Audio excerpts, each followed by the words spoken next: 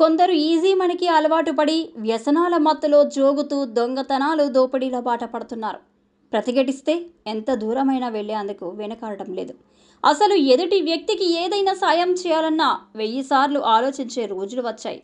సాయం చేసిన వ్యక్తుల్నే చీట్ చేయడం, మాయ చేయడం ఇప్పుడు కామన్ అయిపోయింది.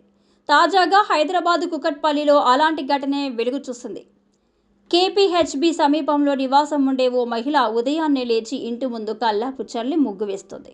మరి అకస్మాత్తుగా ఆమె కనిపించిందో, ముందుగానే రెక్కి చేసుకున్నాడో తెలియదు కానీ ఒకడు మంకీ క్యాప్ పెట్టుకొని ఆ ఇంటి వద్దకు వచ్చాడు.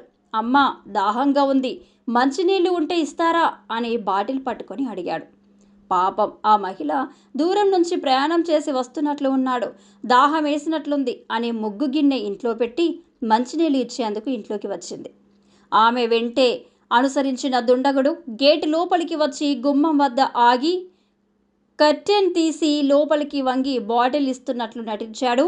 ఇంట్లో ఎవరూ కనిపించకపోయేసరికి లోపలికి వెళ్ళి ఆమె మెడలో బంగారం లాక్కొని పరారయ్యాడు. ఈ పరిణామాన్ని అస్సలు ఊహించని ఆ మహిళ కంగుతింది. అతని వెనుక ఆమె కూడా పరుగులు తీసింది.